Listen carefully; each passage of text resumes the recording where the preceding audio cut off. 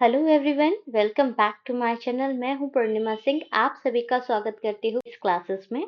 आज हम पढ़ेंगे क्लास 11th स्टैटिस्टिक का चैप्टर 4 ऑर्गेनाइजेशन ऑफ डेटा। ये चैप्टर बहुत इंपॉर्टेंट है क्योंकि यहाँ से हम सीखेंगे कि डेटा को सिस्टमेटिकली अरेंज कैसे करते हैं ताकि हम उसे इजीली इंटरप्रिटेट और एनालाइज कर सकें।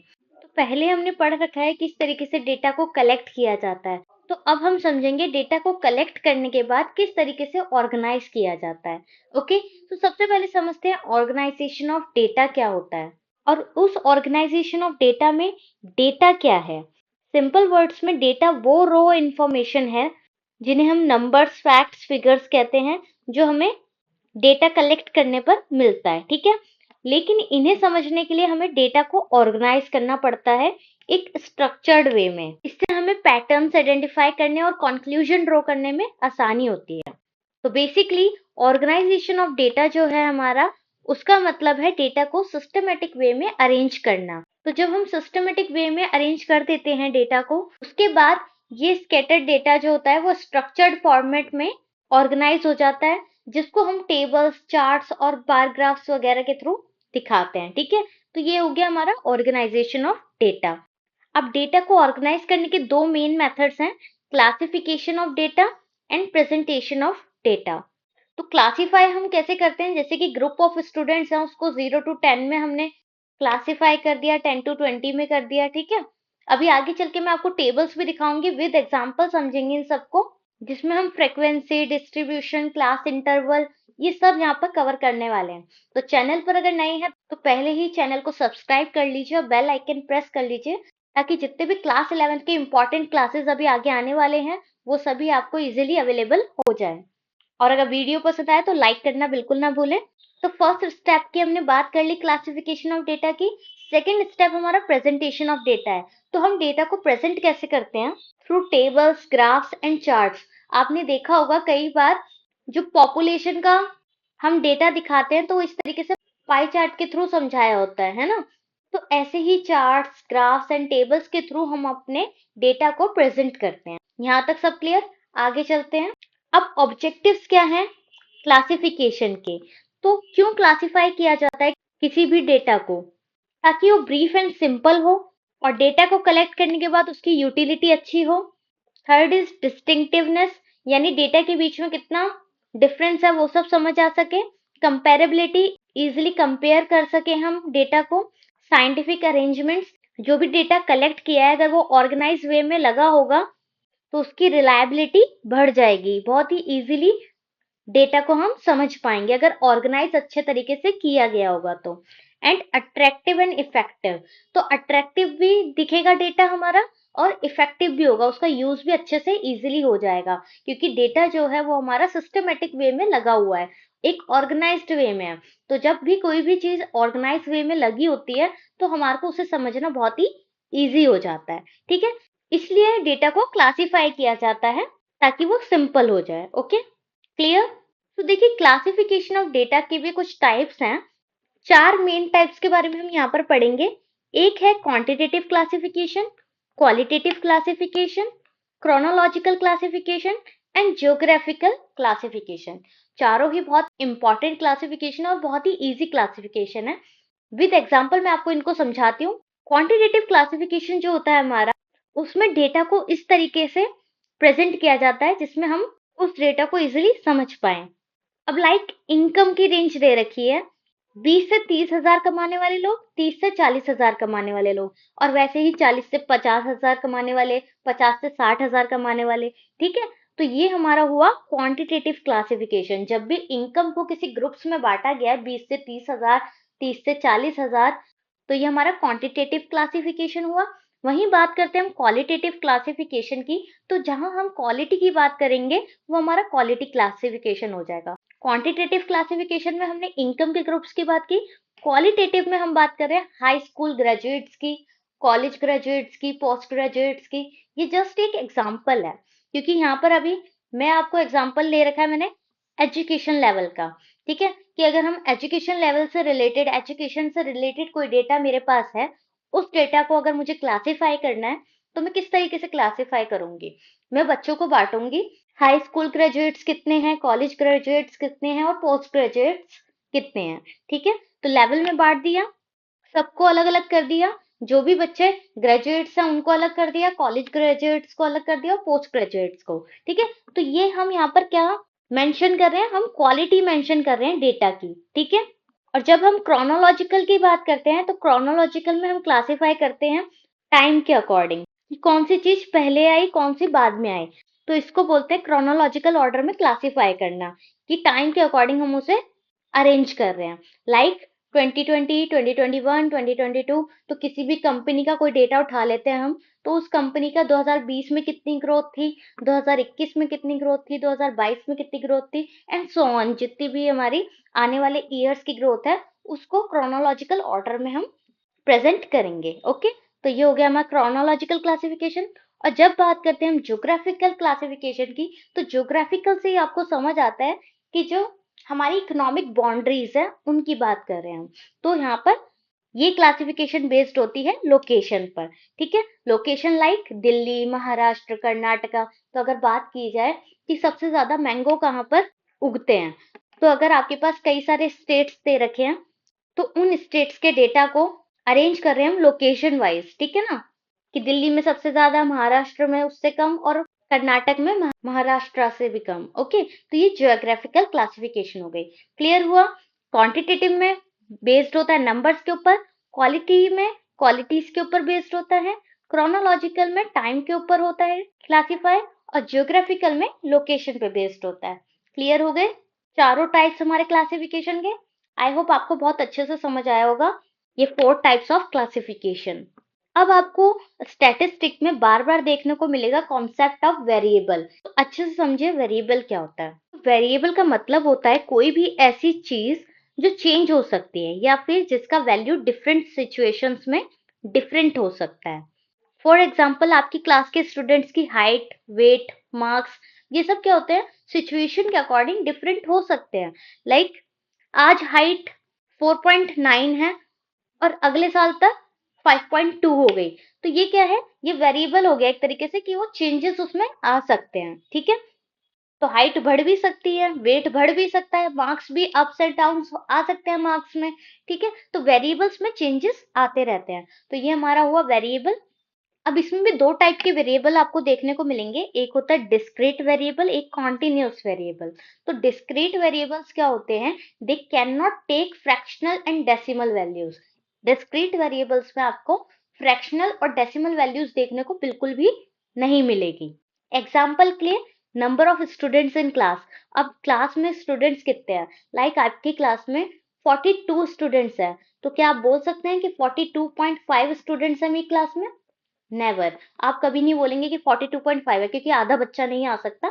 तो 42 या 43 स्टूडेंट्स होंगे आपकी क्लास में, 42.5 is not possible. Okay, so that's why they can not take fractional and decimal values. Clear.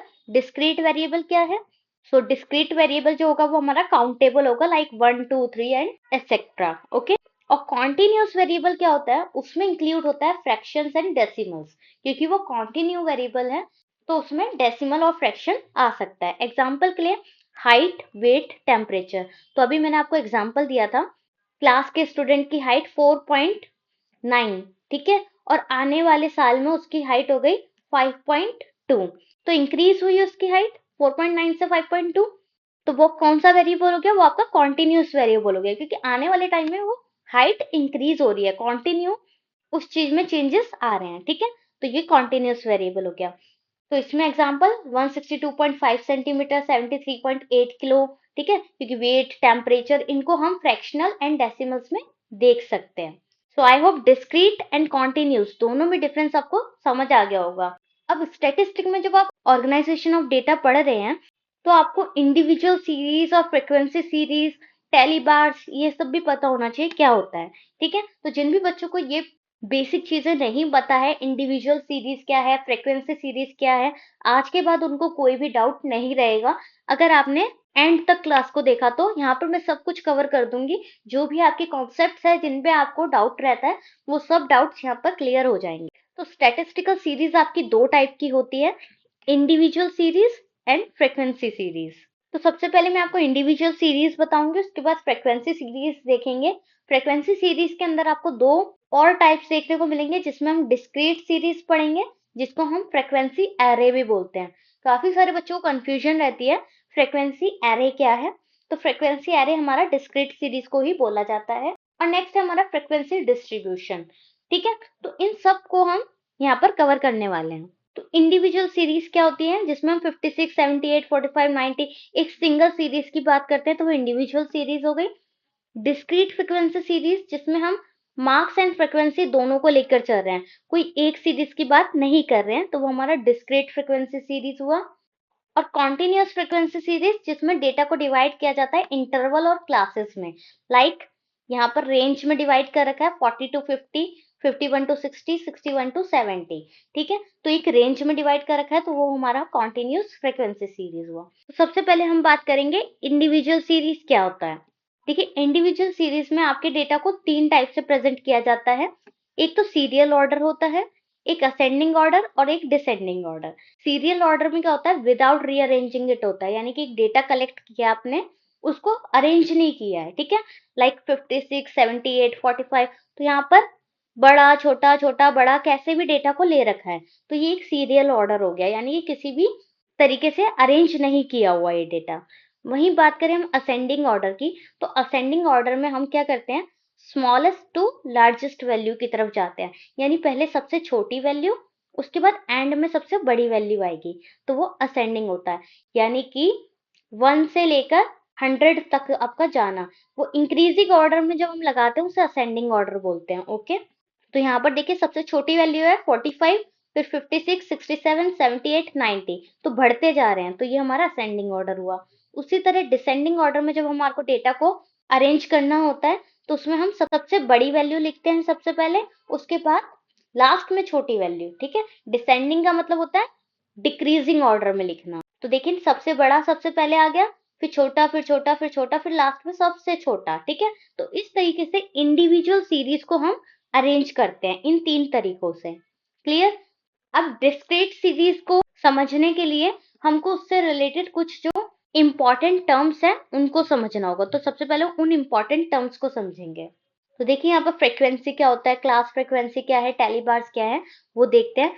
Frequency का मतलब होता है कितनी बार कौन सा नंबर यूज किया गया, यानी number of times a specific value और group of value appears. Okay, यानी एक ही नंबर, लाइक 2 नंबर है, वो कितनी बार हमारी सीरीज में आया, लाइक 4 टाइम्स आया है, 6 टाइम्स आया है। ठीक है, ये हमारा फ्रीक्वेंसी हो गया। अगर सीरीज में आपसे पूछा जाता है कि फेवरेट कलर क्या है स्टूडेंट्स का, ओके, तो 10 स्टूडेंट्स का जो फेवरेट कलर है वो ब्लू कलर है, तो जो फ्रीक्वेंसी होगी ब्लू कलर की वो कितनी हो जाएगी, 10 हो जाएगी, क्योंकि 10 स्टूडेंट्स को ब्लू कलर पसंद है, that's why frequency of blue colour is 10। अब क्लास फ्रीक्वेंसी क्या होता है, क्लास फ्रीक्वेंसी में हम कॉन्टिन्यू फ्रीक्वेंसी सीरीज जो होती है उसकी बात करते हैं, जहां पर डेटा जो होता है हमारे इंटरवल्स में होता है। ठीक है, या क्लासेस में होता है। अब देखिए हाइट दे रखी है 150 to 160, 161 to 170, 171 to 180। तो 150 to 160 में 5 क्लास फ्रीक्वेंसी है, 161 to 170 तक में 8 और 171 to 180 में 6। ओके, तो यहाँ क्लास इंटरवल 150 to 160 की फ्रीक्वेंसी कितनी है, 5।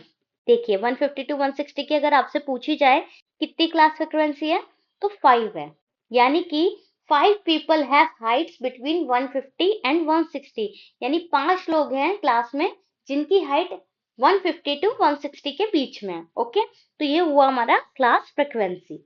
और लास्ट हमारा टैली बार्स। तो टैली बार्स में क्या होता है, इसमें हम बार्स लगाते हैं, ये बहुत ही क्विक एंड इजी वे है जिसके थ्रू हम डेटा को समझ पाते हैं।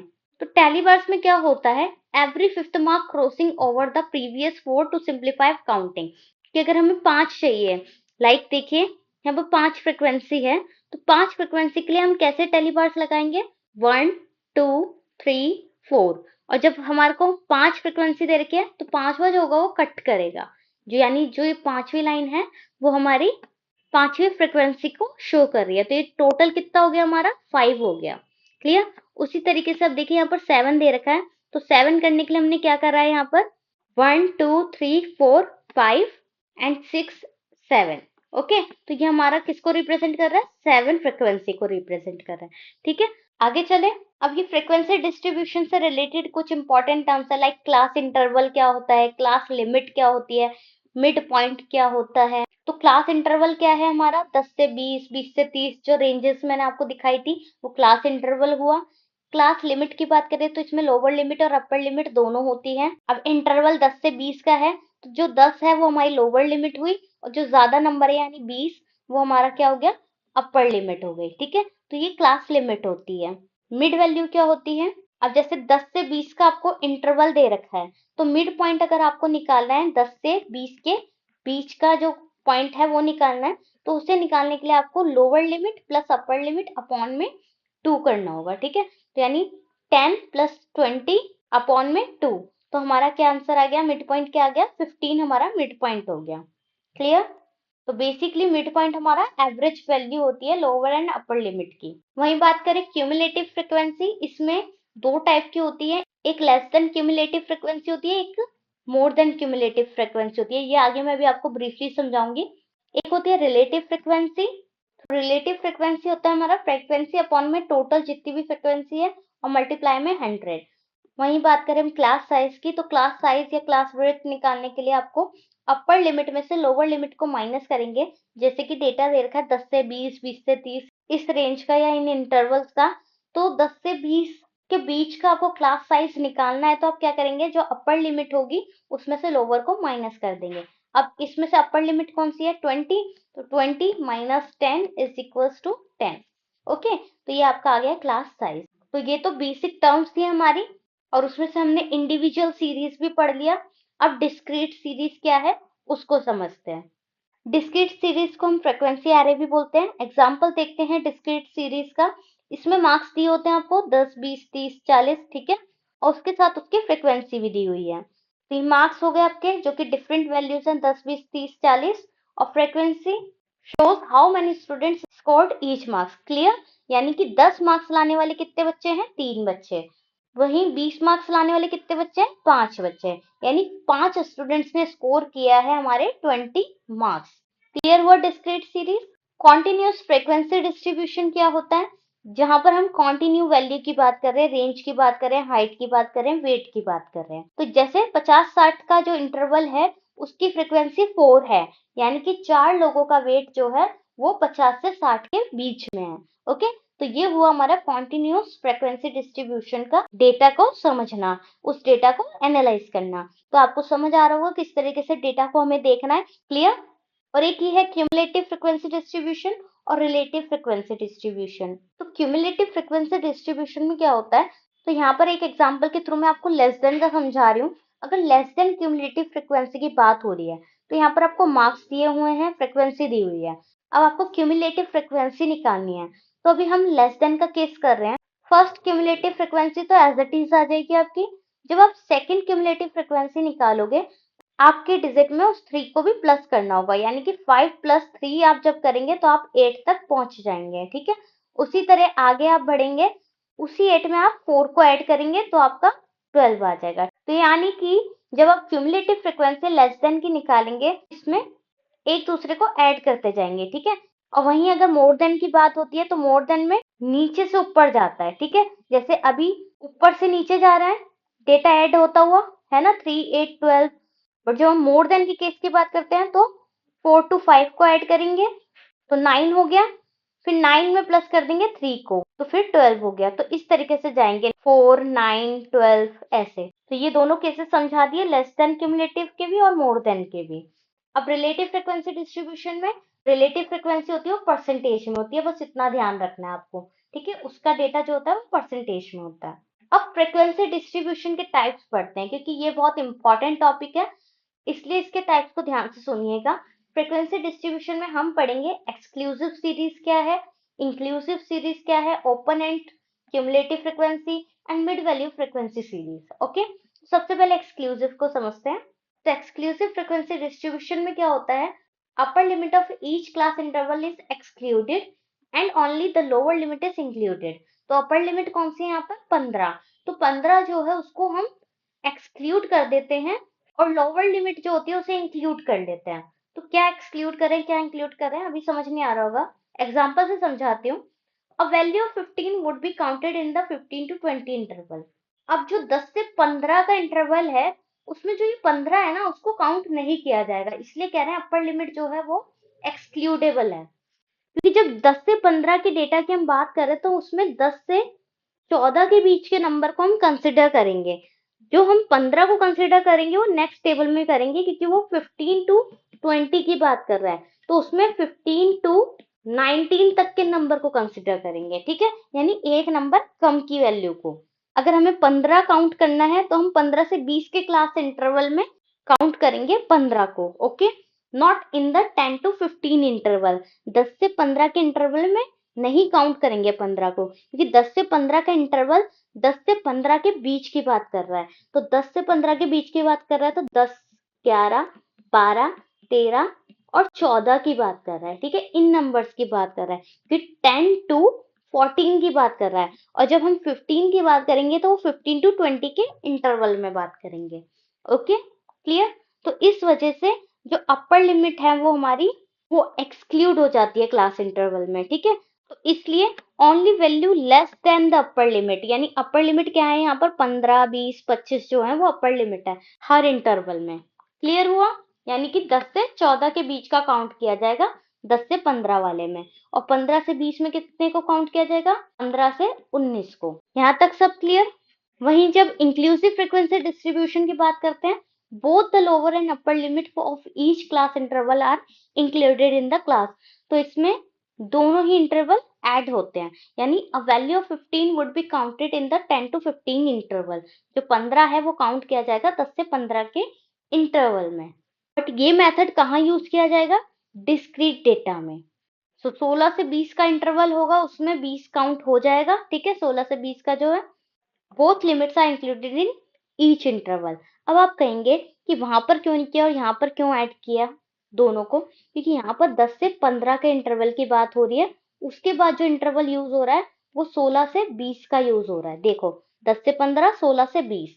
ठीक है, तो वो रिपीट नहीं हो रहा, 10 से 15 के बाद 16 से 20 यूज हो रहा है। और वहां पर क्या था एक्सक्लूसिव में, 10 से 15 फिर 15 से 20। समझ रहे हो, तो 15 दो बार रिपीट हो रहा था, तो जब दो बार रिपीट होगा तो वो काउंट इसमें किया जाएगा जो नीचे वाला टेबल है। पर यहाँ पर क्या हो रहा है, 10 से 15, 15 के बाद 16 से 20, फिर 20 के बाद 21 से 25। तो जब इस तरीके का क्लास इंटरवल होता है तो यहाँ पर दोनों ही लोअर एंड अपर दोनों लिमिट इंक्लूड होती है क्लास में। Okay, so both the lower and upper limit of each class interval are included in the class। Next is open and series. Open and series क्या होती है हमारी, जिसमें class interval ऐसे दिया होता है बिलो 20, 40 एंड अबव। ठीक है, इस तरीके से। तो बिलो 20 की बात हो रही है तो यानी 20 से छोटा। ठीक है, और जब अबव 40 की बात हो रही है यानी 40 से ज्यादा बड़ा। ओके, तो इसमें क्या होता है, do not have defined lower और अपर लिमिट, यानी आपको कोई पर्टिकुलर नंबर नहीं दिया जाता जिससे आप क्लियर हो जाए कि भाई इतना क्लास इंटरवल है। ठीक है, बिलो 20 बोल दिया, 40 अबव बोल दिया, तो आप एक तरीके से फंस गए हैं डेटा में कि कहाँ से कहाँ तक का है, तो इसे बोलते हैं हम ओपन एंड सीरीज।